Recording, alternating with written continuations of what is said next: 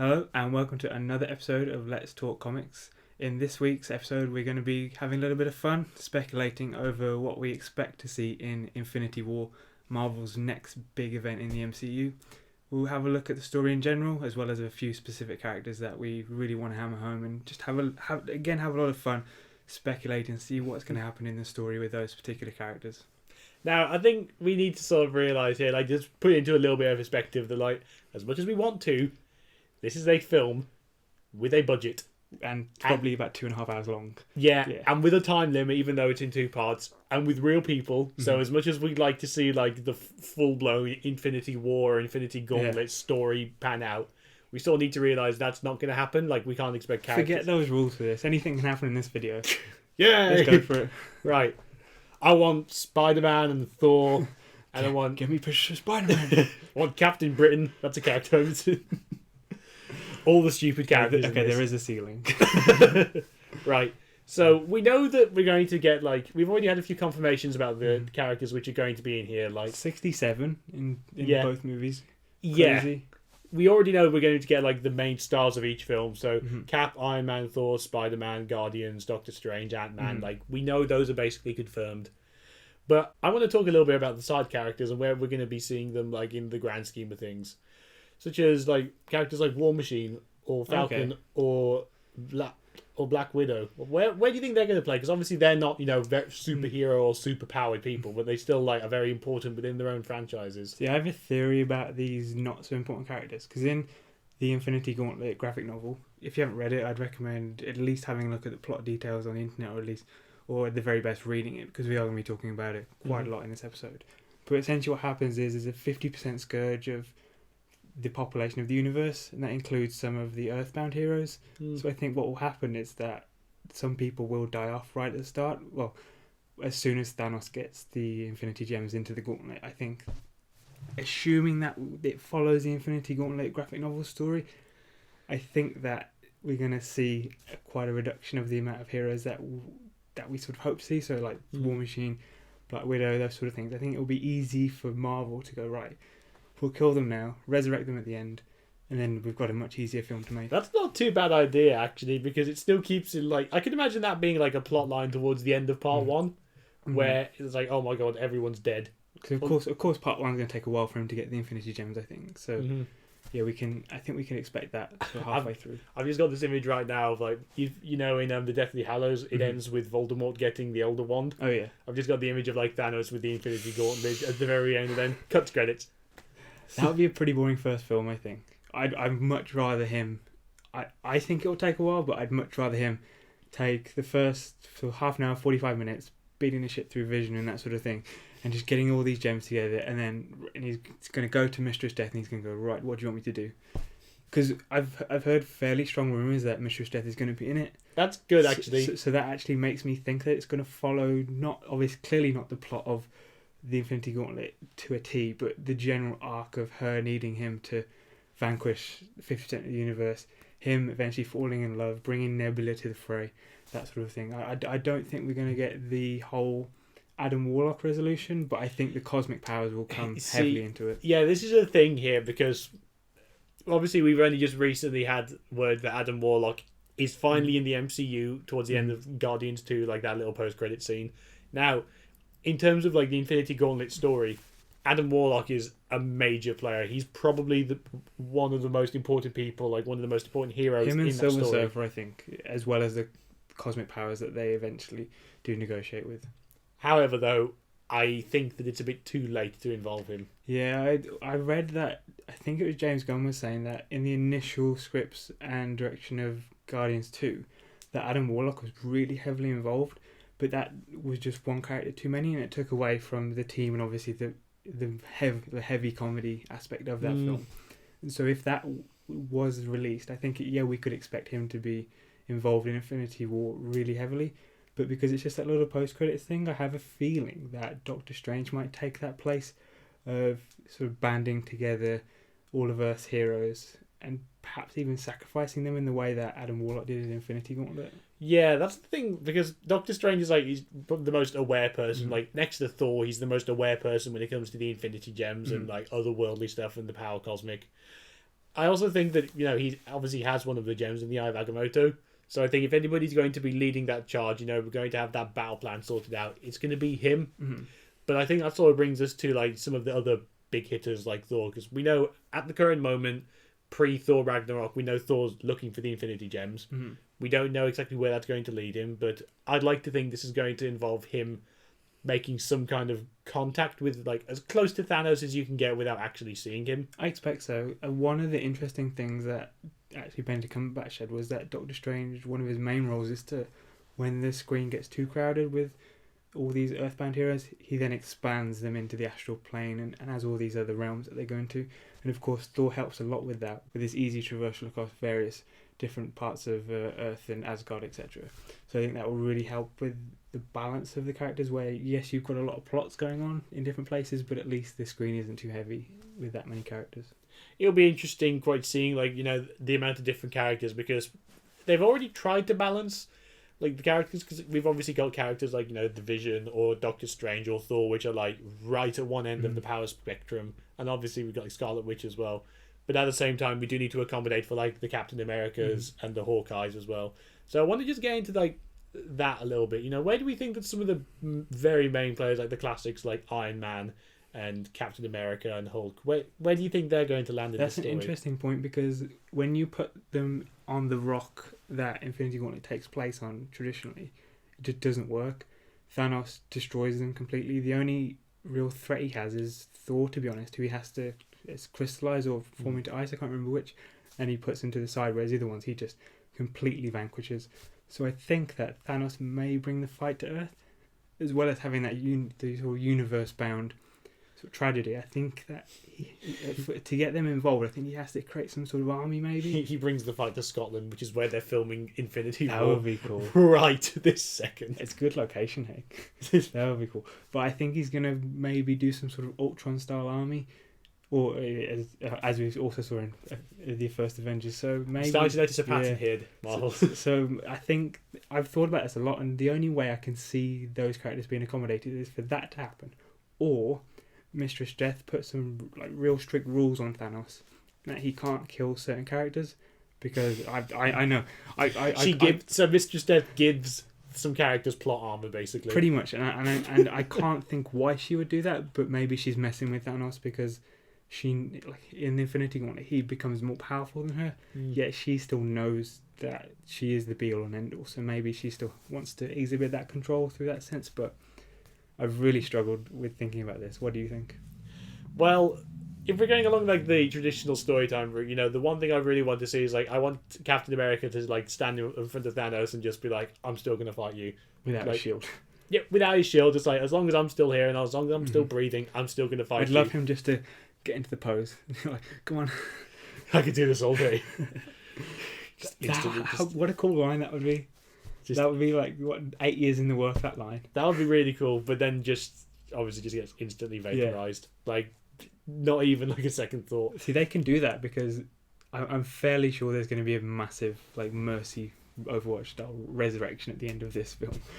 All the characters coming back. Just a mass heal of like everybody, like some Scarlet Witch fuckery or something like that. That's another thing with Doctor Strange, and no one else apart from Stan Lee has access to the cosmic powers like the Watchers, because literally Stan Lee's the only person that's interacted with them so far.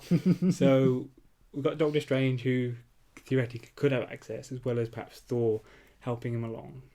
So a lot of this will be revealed in Ragnarok, because those two are teaming up. Yeah. But maybe the Ancient One comes in. Mordu's a bit evil at the moment, so keep him out of the way. But maybe the Ancient One helps Doctor Strange get access to those really big hitters that can take the Infinity Gems away from Thanos. Yeah, the only thing is that I'm thinking about it like, obviously this is like just a fun, like, whatever the heck, but I'm more thinking about in terms of the film, so obviously you're going to need that. Boring. The executives are going to be like, we need to make sure Iron Man has the witty dialogue here. I bet there's things in their contract that's like Robert Downey Jr. is like, I need at least half an hour of just me in this film.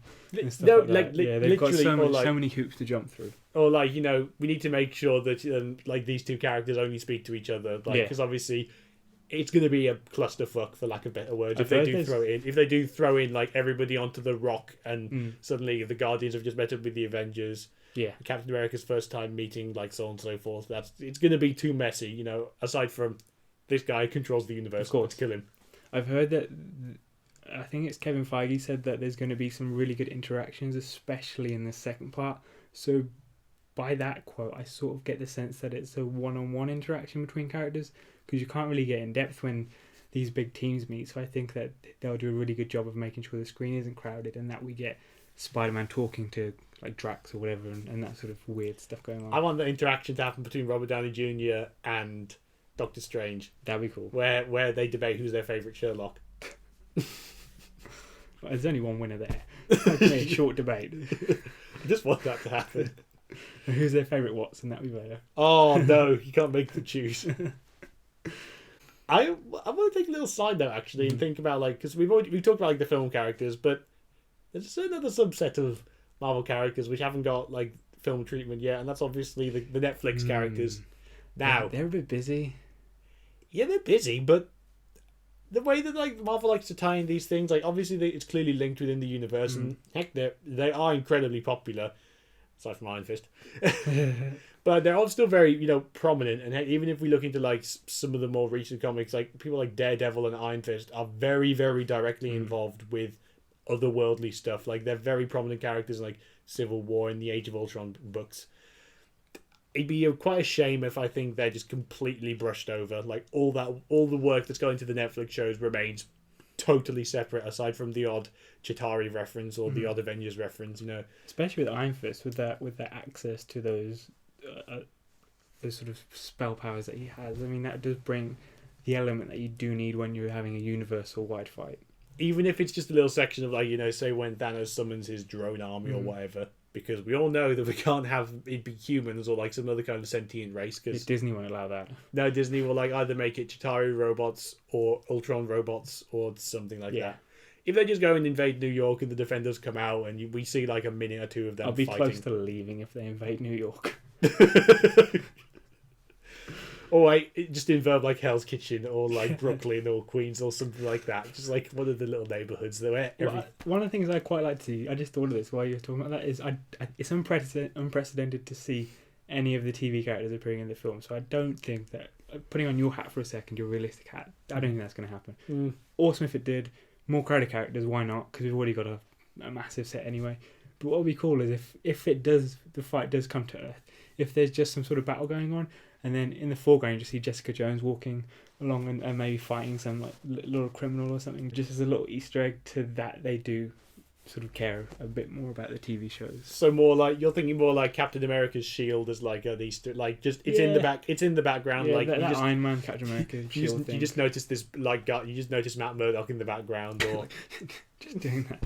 Or you just see like the Red Devil suit just jump off a building. Like it's there, they do exist. Or Foggy just working with some headphones on and just typing and everything that's going off in the background. I actually had the image of like Luke Cage wearing his bright yellow wearing his bright yellow shirt. Puts his tiara on. But then I realised that's never going to happen, and that made me quite sad. Oh, I know that tiara scene. Still love it. Unfortunately, I think that the TV audience is going to stay as the TV audience because it's a different kind of genre. It's a different kind of like group they're trying to aim for, and but I also don't think they're going to have the time because this is literally a cast of hundreds they're dealing with. I mean, the schedules that they had to negotiate, these huge actors, they've obviously got things going on, and just to bring them together, like, there's a shot with Robert Downey Jr., Tom Holland, and Chris Pratt. That's hard enough on its own, let enough having any more in within that sequence. It's going to be quite. It's going to be incredible. Obviously, they're going to find a way to do it. You know, they've been given like this ridiculous budget and this ridiculous amount of time for it. You know, it's in 2 parts as well for a reason. Just quickly talk about the 2 parts actually. Like you were thinking about it having set up as part 1 being like a lead up and part 2 being a payoff. I think part 1, find the gems, do some sort of destructive thing, get everyone together ready to resolve it, then part 2, the resolution. Yeah, I was going to say I've heard a couple of people theorize that part 1's going to feature like some of the main characters, and then part 2 is going to be featuring some of the different ones. I think it's a stupid idea. Why would you separate characters into 2 different films? They're meant to be a continuous plot. I've heard that it's only the interactions between. I've heard that it's only the conversations between characters that change. So obviously you might get Iron Man and Captain America making up in number 1, but then in number 2 you'll get Iron Man talking to the Guardians, that sort of thing. Not necessarily Iron Man being in 1 and not being in number 2. I think, unfortunately, when it comes to, like, there's going to be, like, one of the best things about these films is, like, some of the character interactions. Like, some of my favourite parts of Civil War are, like, just Spider-Man's interactions with everybody else, or Ant-Man meeting Captain America, like, or, like, Black Panther and Bucky Barnes. Like, those are just genuinely some of my favourite interactions. What about Bucky and Iron Man? That's going to be awkward. To be fair, there's probably a good amount of awkward stuff going on anyway. Yeah. So we just, I mean, when Hulk sees, like, Black Widow again, like, there'll be awkwardness anyway. We thought Spider-Man was going to be a high school film. This is going to be a high school film with all the corridor interactions. Like if Spider-Man: Homecoming is a high school film, then Avengers: Infinity War is going to be a reunion, like the awkward high school reunion. What are you doing now? Stop this big purple guy. Yeah, I want to get on to someone who's very important in the Infinity Gauntlet novel, Nebula. Right. So she's hell-bent on getting vengeance on Thanos. Will she succeed? And do you think she'll be a big part in the plot as she is in the graphic novel? Well, the thing is, like, she's obviously gained a little bit more prominence and a bit of character development with Guardians 2. Yeah. So we know that she does want to go on her own, and she knows she is committed to fighting Thanos. Ultimately, I think they're obviously going to succeed. I don't know whether Nebula is going to get that true satisfaction, though, because she's still a minor character. Mm-hmm. And if anybody's going to get the killing blow or the final say, like whether Thanos goes, it's either going to be Cap or Iron Man or Thor. Yep. I really don't think that the studio without Meow Meow. No. No Meow Meow. No. How's he going to do it without Meow Meow? He'll get his Meow Meow back. Yeah, in all seriousness, Meow Meow. I've got the image of, in The Simpsons, when Homer goes meow when Thor's flying with his hammer. I just have this image of Homer going meow meow meow meow meow meow meow as he's flying through space. We've got to make this happen. Oh yeah, I really don't think that no one's going to get the killing blow aside from one of the big characters. It would obviously be really cool if one of the side characters got. I don't think they'll kill him. I think it'll be left open ended because in the novel he just gets banished and he goes off. Like I think he goes off to farm. He does in the end. Yeah, he just ends up as a farmer somewhere. Yeah. So I don't think we'll get the killing blow at all. To be honest.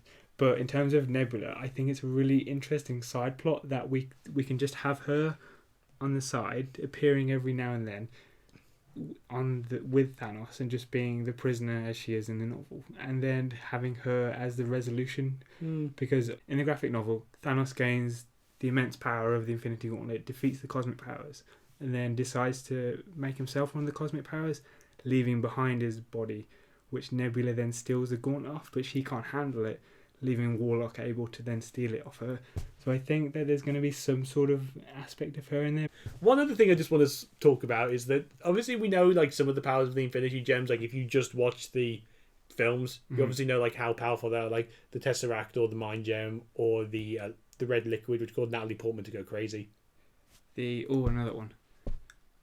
The ether. The ether.